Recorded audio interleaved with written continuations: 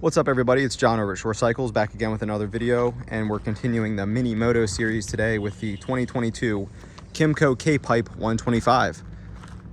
And if you watched our other videos, we did the Honda Navi video, we also have a video on the Honda Monkey, and here's the KYMCO K-Pipe. So the first thing that stands out about this bike versus those other mini moto bikes is the size of the wheels and tires. Most of the other units have around a 12-inch tire. These are actually a 17-inch wheel and tire, so you're looking at a 2.75 inch by 17 front, and you have a 3.5 inch by 17 rear. So much smoother ride, feels on the road more like a small motorcycle than like a pocket bike. It's really smooth when you're just cruising down the highway. Really easy to navigate in corners with these wheels, much easier than the 12-inch rims. It just feels more stable in corners and more smooth, and it's probably going to help a little bit with top speed. This is a 125cc. It's a brand new bike, so I didn't really ring it out yet, but I was easily able to get to 55. It felt like it probably had a little bit more in it than that, but brand new, not broken in yet. 55 was attainable, no problem. They're claiming 8 horsepower at 7,000 RPMs and 6.3 foot-pounds of torque. The horsepower number is at the 7,000 RPM mark, so 8 horsepower at 7,000 RPM, a little bit less than the Grom, and still respectable. I think the Grom's 8 point something. This is 8 flat stock motorcycle. It is 125cc, like I said. It is a single overhead cam, 2-valve, 4-stroke engine. It is carbureted, so it's pretty basic, but that means, you know, really not much to go wrong with this thing. The carburetor is super accessible if you ever did need to clean it or anything. It's like right there, and there's your cylinder head and all that. So everything's super accessible in this motorcycle, really easy to service. It's your standard horizontal Honda style 4-stroke engine that you've seen on all sorts of vehicles over the years. And here it is from KYMCO. So if you're not familiar with KYMCO, they're actually a really well respected producer out of Taiwan. They were a part of Honda for a very long time, and they still make many of Kawasaki's ATVs. They just rebrand them as Kawasaki, but they're actually made by KYMCO. They make BMW scooters, they make some Arctic Cat quads. So KYMCO is an extremely great producer. You get a great value, and price point is probably gonna be a big decision factor for you if you're looking at this bike versus the Grom and the Honda Monkey and stuff. In 2022, this still has an MSRP of only $24.49. So even with some freight and prep at the dealership, you're still probably under $3 grand for this thing with freight and prep, which is just a great value in 2022. All the price changes we've seen in the last couple years. It's a great deal if you're looking to get into the mini moto scene. Something else that's different about this unit compared to the others is you're gonna see it's got a clutch lever. Okay, it's got a shifter. It is a 4-speed, so it's 4 up, neutrals at the bottom, but they are actually stating that this is a semi-automatic transmission. We just went out and test drove it. That is confirmed. You can come to first gear in this motorcycle. It does not stall, so that means you can't stall it, can't pop the clutch.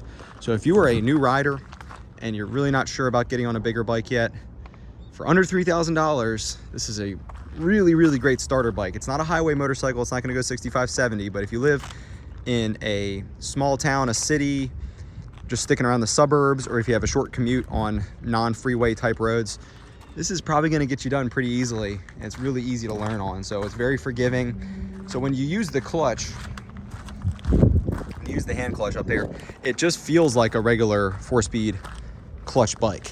You don't really feel the semi-automatic difference, but then if you come to a stop, it's not gonna stall out, and I think that's pretty awesome. I did practice and try shifting without the clutch lever, and it's a brand new bike, so it feels like it definitely wants to have some break-in time for that shifting to be smoother with the semi-automatic trans, but it does shift just fine with the semi-automatic setup. And if you are a newer rider, let's look at the gauges here real quick. So you have a clock there, but when the motorcycle is running, you're actually going to also show a gear indicator right there as well. So, you know, one of the hardest things when you're new is you're coming to a stop, you're not sure what gear you're in. It's just nice to have that on a bike this affordable. And looking at the gauges as well, you also do have a tach. So you see 0 through 12 down here.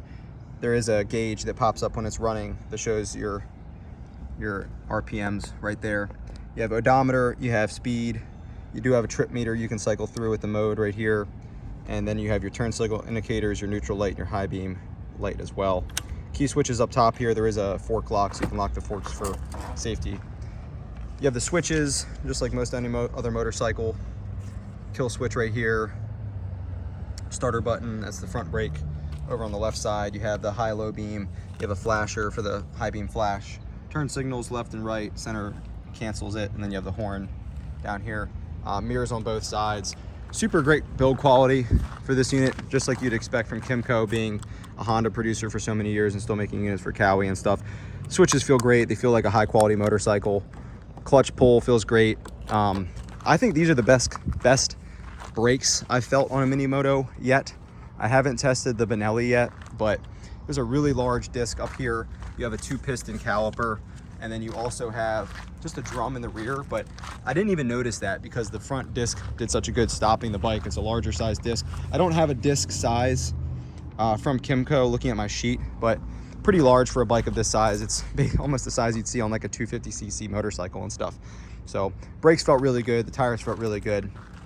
And as far as seating position and stuff, the seat height actually feels taller on this than the Honda Navi, the Honda Grom, and the Monkey and stuff.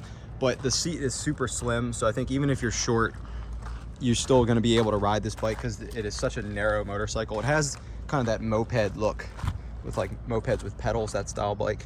But really, really easy. Neutral riding position. Your feet are basically directly under you. They're not ahead of you or behind you, so it's really neutral and upright riding position. The bars sweep back if you're shorter.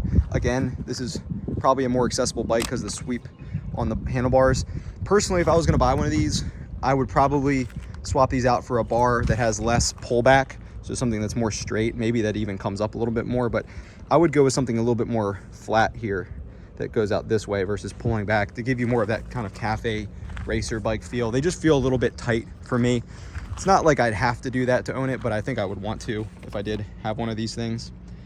Something else that's pretty unique for the category as well that you really don't see anymore these days in 2022 is there's a kickstart on this thing. So, you know, it's unfortunately easy to kill the battery on a small bike. It can sit around in the winter, you forget about it. The batteries in these things are only 7 or 9 amp hours normally, so they can get too low really easily in the winter time, especially if you have a kickstart so you can still start the bike. I think that's really cool. I wish more manufacturers would still keep this kickstart around these days. Has a nice large tail fender. So this is going to be a motorcycle to, I think, just about every state. We are in Maryland, so anything above a 50cc is going to need to get a motorcycle plate. However, I'm not sure about most other states, but in Maryland, you can still get your license in something of this size. You can just take it to our DMV and take your road test on this. So I always encourage people, if a lot of people that look at these bikes don't have their motorcycle license yet, you can still, in our state at least, purchase this bike before you have your motorcycle license. Just take it home in a pickup truck or trailer and then take it to your road test at your DMV and get your license. It's something that you can practice on at home on private land and stuff, and then go take your test. It's a really simple process for most states. It does have a fuel shut off right here, so if you're going to store it for the winter, you can turn that off and then run the bike until the carburetor runs itself out of gas, which again is a nice feature. Instead of it just being a vacuum operated pump, you have a on-off controllable right there. Mono shock in the rear. I don't see adjustments, so it looks like it's just a shock. I don't see preload or anything unless it's tucked up in there, but normally we would see that accessible if it was an option. It is a chain drive, as you'd expect on a bike of this size. It's a smaller chain, looks like a 420 or 428 size chain. Haven't really looked into gearing with this, but it'd be kind of cool if you could cross over some sprockets from another bike and maybe go with a bigger or smaller sprocket, depending if you want more takeoff or more top speed. It is passenger friendly, so it's a small bike, but it does sweep out and have a pretty large seat for a passenger, and there are foot pegs that fold out for them. You can see that on both sides above the exhaust here. So probably can't fit a really tall passenger on this bike, but somebody can fit if they need it. Only gripe I guess I have is that I wish it had a center stand. They just have the kickstand on there. It would be nice to have a center stand on smaller bikes. You know, some bikes have them in this category, some don't. I'm trying to kind of just nitpick in here, but a center stand would be nice. It's nice to be able to get the rear wheel off the ground and stabilize it that way. So not sure if there's one out there, but that's the overview of the KYMCO K-Pipe. If you have any questions, just drop it in the comments. Be happy to hear from you, but I appreciate you watching.